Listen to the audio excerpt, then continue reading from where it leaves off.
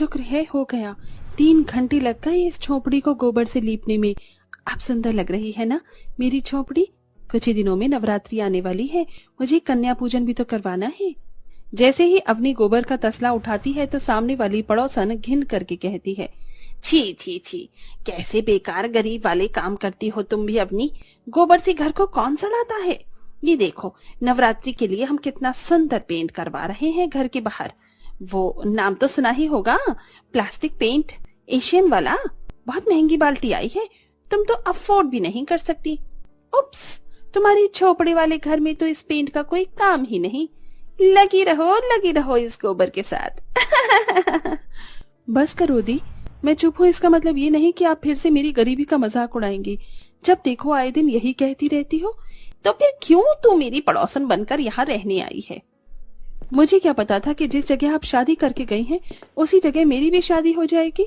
बस फर्क इतना सा है, आप हमेशा अपनी अमीरी का घमंड दिखाती हैं। हाँ तो तू अपनी गरीबी का घमंड दिखा लेना, किसने मना किया है। माँ जी, मैं आपका लिहाज करती हूँ, आप मेरे और दीदी के बीच में मत आइए। सच बता रही हूँ बहू, अगर ये तेरी दूर की चचेरी बहन न होती तो मैं इसको खूब सबक सिखा देती। हाँ माँ जी, मन तो मेरा भी यही करने का करता है, लेकिन फिर इसकी गरीबी की हालत देखकर तरस आ जाता है। बस करो, बहुत हो गया। मेरे पीठ पीछे तुमने बहुत मेरी बहू को सुना लिया, लेकिन अब और नहीं। बहू अंदर चल, इनका तो हमेशा का ही है। फिर गरीब सास अंजना अपनी बहू को घर के अंदर ले आती है। बहू, कितनी बार कहा है वो जो भी बोले उनकी बातों का जवाब मत दिया कर। क्या करूं माँ जी, वो मजबूर कर देते हैं बोलने पर। भले ही हम कितने भी गरीब हों, लेकिन अपने 2-4 रोटी में छोटी सी झोपड़ी में बहुत खुश हैं। ये तो बिल्कुल ठीक कहा बहू तूने। माँ जी, बस घर में दाल और थोड़ा सा हरा धनिया है और 4 रोटी का आटा। समझ नहीं आ रहा है इन सब से मैं क्या बनाऊं आखिर। अरे तू चिंता मत कर, हरी चटनी बना ले और उन 4 रोटी की तू पतली पतली 8 रोटी बना दे, उससे हम जैसे तैसे पेट भर लेंगे। ठीक है माँ जी। इतने में उसका पति नमन भी आ जाता है। अरे भाग्यवान, क्या कर रही हो तुम? क्या बनाया है खाने में? अजी, चटनी और रोटी अभी बनाने ही जा रही थी, आप जल्दी आ गए काम से। हाँ, अब काम इतना है नहीं तो मालिक ने जल्दी भेज दिया था। पैसों की जरूरत है तुम्हें, पता नहीं कब मिलेंगे, नवरात्रि आने को है। आप चिंता मत कीजिए, माँ दुर्गा है ना, वो सबकी सुनती हैं। आप बैठ जाइए, मैं खाना तैयार कर लेती हूँ। अवनी अपनी झोपड़ी में सास और पति के साथ रहकर सूखी रोटी खाकर भी खुश थी। वो खाना बनाकर तैयार कर लेती है, फिर सब एक साथ बैठकर खाते हैं। कुछ भी कहो, तुम्हारे हाथ की तो सूखी रोटी भी सुहाती है। ये तो आपका प्यार है। नहीं बहू, ये तो हमारा सौभाग्य है कि मध्यम वर्ग के होकर भी तू गरीबी में रह रही है, वरना कोई और होती तो अभी तक तू चली जाती। बस माँ जी, और कितनी तारीफ करेंगे आप दोनों भी तो बहुत अच्छे हैं। नमन जी, थोड़े से पैसे दे देना, जिससे माता की चौकी का सामान ले आऊं। अगले दिन अवनी झाड़ू लगा रही होती है आंगन में कि तभी ही अमीर पड़ोसी यानी कि सास बहू बंठन कर बाहर निकलती हैं। बहू, मेरी 10,000 की साड़ी तुझे सुंदर तो लग रही है ना। हाँ माँ जी, अब देखिए, मैंने भी तो 20,000 वाली साड़ी और सुंदर सी हाई हील्स पहनी है। ये मेरे पति ने जो दिलाई है। अरे अवनी, तुम भी यही हो? तुम्हारा पति तुम्हें क्या दिलाता है? क्या आज तक कुछ इतना महंगा दिलाया है? नहीं दीदी, मेरे पति ने इतना महंगा कुछ नहीं दिलाया। वो फिजूल का खर्च नहीं करते। अगर मेरे पास इतने पैसे होते तब भी नहीं। ये तो अमीरों के चोचले हैं।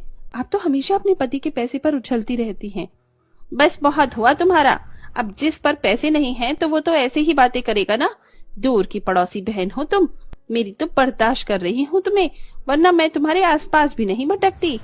अरे चल बहू, किट्टी पार्टी में चल, लेट हो रहे हैं। जी माँ जी, पर हमें बच्चों के लिए चांदी के बर्तन भी तो लेने हैं उन्हें नवरात्रि के दिन देने के लिए। अरे हाँ, ये मैं कैसे भूल सकती हूँ। फिर दोनों अमीर सास बहू अवनी को सुनाकर चली जाती हैं। 2 दिन बाद से देवी मैया की नवरात्रि के पावन दिन शुरू हो जाते हैं। गरीब सास बहू जैसे तैसे गरीबी में भी माता की चौकी लगाकर 9 दिन उपवास कर उनकी पूजा करती हैं। अम्बे तू है जगदम्बी काली, जय दुर्गे खप्पर वाली, तेरे ही गुण गाए भारती ओ मैया, हम सब उतारे तेरी आरती। छोटा सा संसार हमारा, इसे बनाए रखना माता, इसे बनाए रखना। बगिया में 2 फूल हमेशा हमारे खिलाए रखना मैया। वहीं अमीर सास बहू देवी माँ की बड़ी सी प्रतिमा लगाकर रोज उनका फूल और श्रृंगार कर दिखावा करती हैं। ना ही 9 दिन का व्रत रखती हैं, ऊपर से लहसुन प्याज की बनी हर बाहर की चीज खाने लगती हैं। ऐसे ही कन्या पूजन का समय आ जाता है। गरीब अपनी अपनी सास के साथ मिलकर 9 कन्याओं का बहुत अच्छे से स्वागत कर उनके पैर धुलाकर पहुंचती है। आओ आओ बच्चों, जोर से बोलो जयकारा शेरावालीदा, बोल साचे दरबार की जय जय। बच्चों बैठ जाओ, अब मैं तुम्हारे टीका लगा देती हूँ, फिर गरम गरम हलवा पूरी चने खाना। फिर सास बच्चों की टीका लगा देती है और बहू अपने हाथ से उन्हें खाना परोसती है और सारी कन्याओं को अपने हाथ से खाना खिलाती है। अरे वाह, आपके हाथ की खाना तो और टेस्टी लग रहा है। मुझे तो और हलवा पूरी चाहिए आंटी। हाँ हाँ बेटा लो। शुक्र है माता रानी की वजह से कम पैसों में भी छोटा सा कन्या पूजन कर दिया। बच्चों अब देखो तुम्हें क्या तोहफा मिलेगा। ये सुंदर सा फूल वाला हेयर बैंड और सुंदर वाली पेंसिल। अरे वाह, ये तो मेरा फेवरेट है। मैं तो 2 पूरी और खाऊंगी। खा लो बेटा, मैं अभी और देती हूँ। और उनका आशीर्वाद लेकर उन्हें विदा कर देती हैं। तो वहीं अमीर पड़ोसी उन 9 कन्याओं को अपने घर ले जाती हैं। नादान बच्चियां कभी उसके सोफे को छेड़ती तो कभी किसी और महंगी चीज को। ये देख नीतू को गुस्सा आता है। अरे बच्चों, तुम ये लोग क्या कर रहे हो? ये बहुत महंगी चीजें हैं, इन्हें बर्बाद मत करो। ये आहा, पर हमको तो बहुत मजा आ रहा है आंटी इस पर कूदने में। कूदने दीजिए। हे भगवान, तुम क्या कर रही हो? शांति से बेड पर नहीं बैठ सकते? और ये हाथ में टच्चा सा हेयर बैंड क्यों ले रखा है? किसने दिया? अरे माँ जी, ये 9 कन्या उन गरीब पड़ोसन के घर से ही आई हैं। अच्छा, चिंता मत करो बच्चों, तुम यहाँ पर बैठकर खाना खाओ। मैं तुम्हें इससे भी अच्छा खाना दूंगी और गिफ्ट भी। बच्चे मानते नहीं हैं। दोनों अमीर सास बहू बच्चों को डांट डांट कर बिठाती हैं, उनके पैर भी नहीं छूती। फिर रूही खाना खा। बिहार के एक छोटे से गांव में 3 सहेलियां रहा करती थीं। तीनों ही एक दूसरे की बहुत ही अच्छी सहेलियां थीं। जन्माष्टमी के दिन उनके गांव में मेला लगा था। सारे गांव के लोग मेले को देखने जा रहे थे। उनमें से वो 3 सहेलियां ने भी मेले में जाने का सोचा। अरे क्या तुमको याद ही, आज हमारे गांव में मेला लगा है। हाँ, आज शाम को हम तीनों मेला देखने जाएंगे। हाँ चंपा, आज शाम को हमें मेला देखने जाना है, तो हम शाम को तैयार होकर मिलते हैं। इतना बोलकर तीनों अपने घर चले जाते हैं। शाम को फिर वो तीनों मेला देखने निकल जाते ही। अरे अब हम मेले में आ तो गए ही, लेकिन हम अब खरीदें क्या?